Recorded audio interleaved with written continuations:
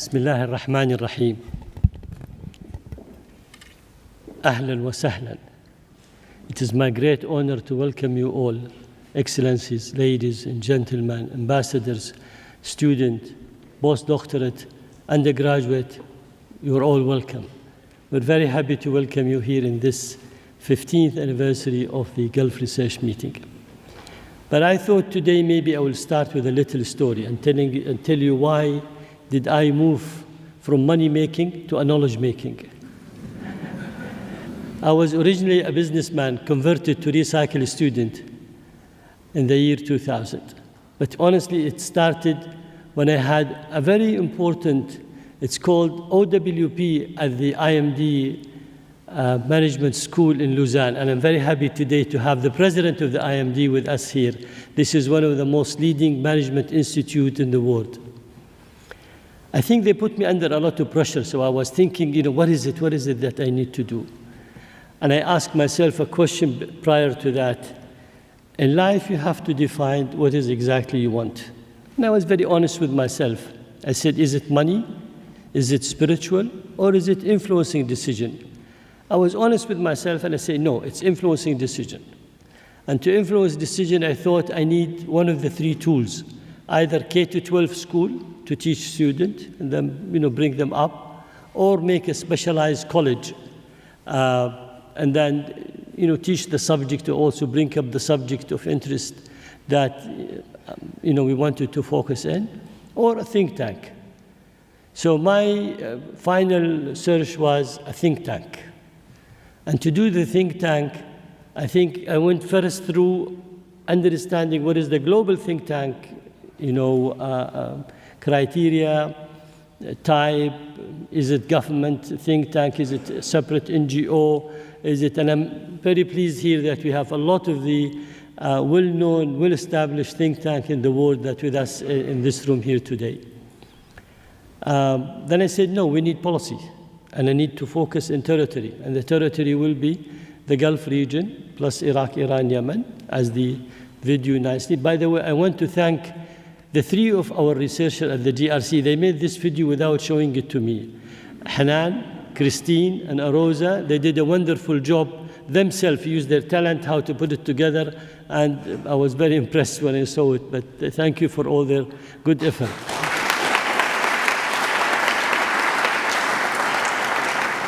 I'm sure they realize if they ask me, for a budget to go to a media production company and to do, I will say, no, I will not do anything on my name and my, and what I have done. But they have took the challenge and did it themselves. So thank you very much for that. But anyhow, so I said, it's the think tank, and the think tank model, I went through all the different sort of think tank that was existing. In the end, I said, I worked hard as a businessman until the age of 40, just to develop my own economic independency so I can do what I want, because I realize in life you do two things that you know, but not necessarily you love, because you learn the skills and you go about it.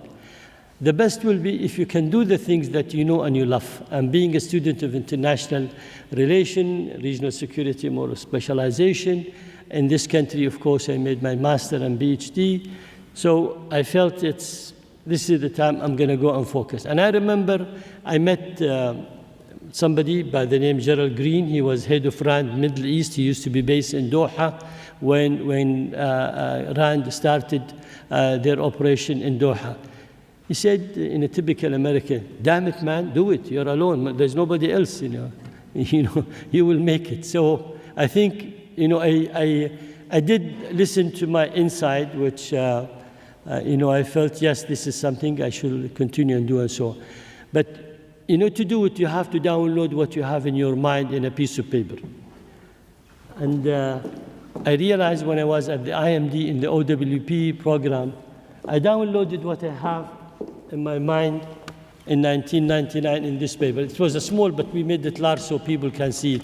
And honestly, everything I had in mind, what sort of think tank, what sort of studies, what do we need to do? And the date is there, and it was still with the pencil and has the IMD logo in it. So thank you for the inspiration.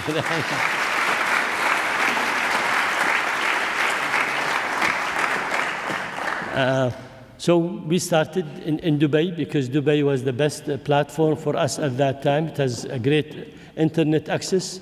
And with that internet access, we were able to reach. Because I say, if we publish, the best publisher sell 2,000 books. But because of the internet, we are able to reach the world and to go for that. So we expanded from Dubai to Saudi Arabia, Jeddah and Riyadh, and then Geneva. We had our qualification for the ECOSEC, the economic and social, the observer status that we had there. And then we moved to Cambridge. And in Cambridge today, I'm sorry that he's not with us here. He was with me until the morning, but then he had to go to Geneva.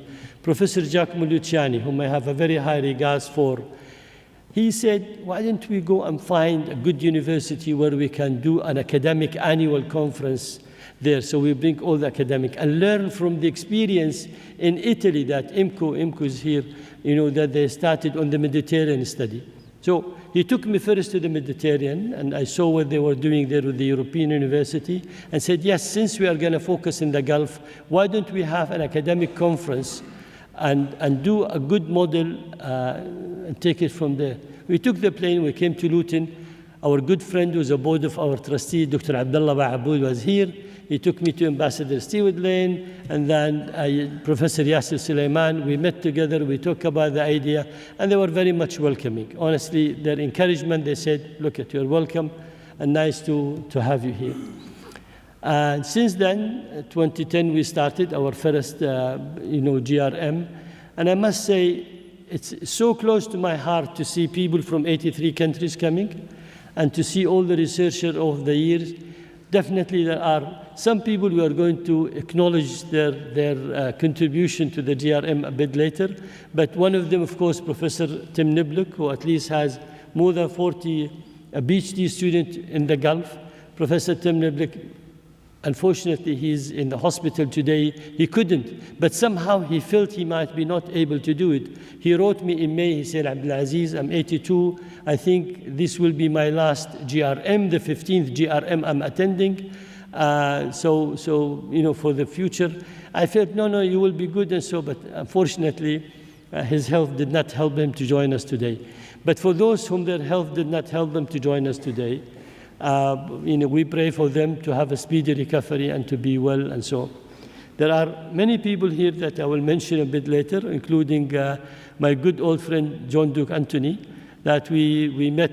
He's the head of the Arab American study. We met in Washington when I used to have my office in Washington, D.C. at that time. And since then, we stayed very close. And honestly, if he was well last year, he would have attended. Maybe the only year he missed last year, and with his lovely wife, coming together. So, we kept that, good relation. And some people here, they have been working in different workshops. We will name them and thank them a bit later. Also, I'm very happy today to welcome a very dear person to me, Professor Inas Al-Isa. She came to this, she's the Vice Minister of Education in Saudi Arabia. She came first time in the second GRM.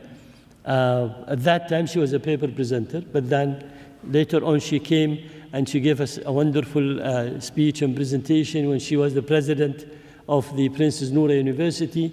Today she is with us in her personal capacity as the Vice Minister of Education in Saudi Arabia, but without speaking to you, because she said, I don't want to bother them with the talk. I did request her because to share some of her experience with us, but she said, no, I'll attend, I'll be happy to come, but not to speak. So many, of course, good friends and good colleagues, and I wanted to thank everybody in GRC, including my good friend, Dr. Mustafa Al-Ani, for all the more than 20 years that he's been putting, Dr. Christian Koch, also Dr. Oscar Zimilis, and Jawid, and everybody that later we will recognize and endorse. So I want to thank them all for all the good and important effort. When I look at the result of what has been achieved, and I ask myself, have we been able to influence some decision in a positive way? My humble answer will say yes. Because we have been able to influence in a positive way some of the decision. We have been able to shape some of the decision, and we have been able to debate. Sometime, an old professor at the IMD, he used to say, doing the right thing at the wrong time does not make it right. But I took the challenge and I said, we will do the right thing even if it's the wrong time, and we will continue to do so. So luckily we have been able to survive for 25 years, and this survival wasn't too easy. You live in an area where there's a lot of challenges, a lot of question mark, a lot of inquisitive-minded. They wanted to know what is it, what's behind it, what do you want to do, how. I mean, I remember one of the officials in one of the country, he asked me, he said, are you so stupid to spend your money in such blah, blah, he called it. I said, well, there are many stupid people in the world. They may spend their money in different things, but I'm one of those who decide to spend his money in a knowledge base, because that's what will continue and will be kept. Sharing with you this feeling, I think an endless thank will go to my parents whom they passed away. I miss them a lot. They needed me at a time when I couldn't be with them, and I needed them at a time to pray for me when I couldn't be with them. So they may rest in peace. But also I give my great thanks to my smaller family, my wife, my kids, and sometimes they miss me. Ahmed, where is he? Ahmed is here. He said, you.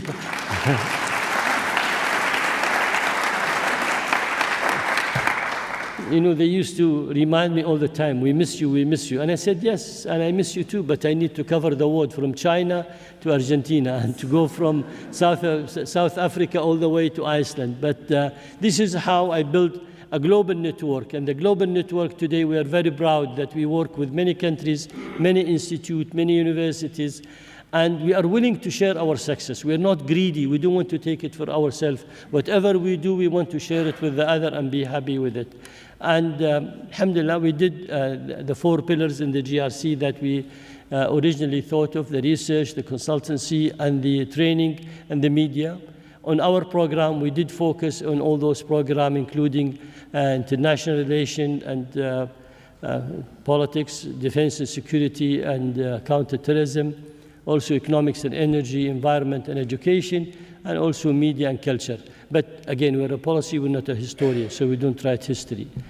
Many thanks for all those whom they really believed in the GRC and decided one way or another to support morally, financially, sponsorship, or even by giving a good advice and honest advice, to us. We learn from the other. And I remember when we used to be in Dubai until 2010, we used to have a round table, twice a month. And I always tell my colleagues, I said, we learn from the question they ask.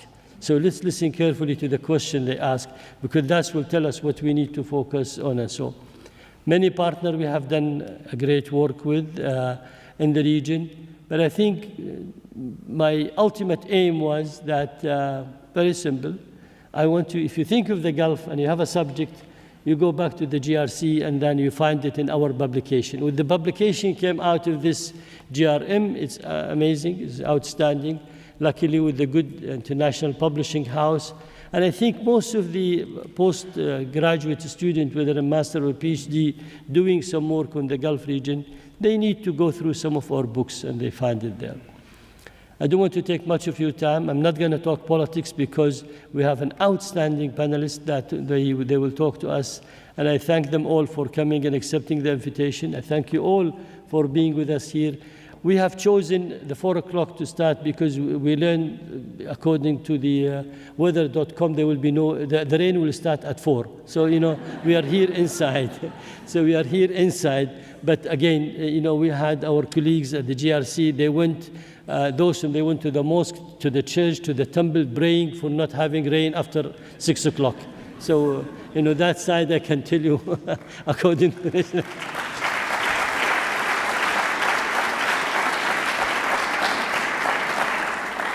Again, very warm welcome. Thank you for coming, and I hope you have an outstanding. We have 13 workshops full of talent in this room, and I think we have no shortage of talent. I think one of the ministers in the region, he asked me, he said, what is so good about it, for us as a ministry? I said, listen, this is your best headhunter place. Go and attend.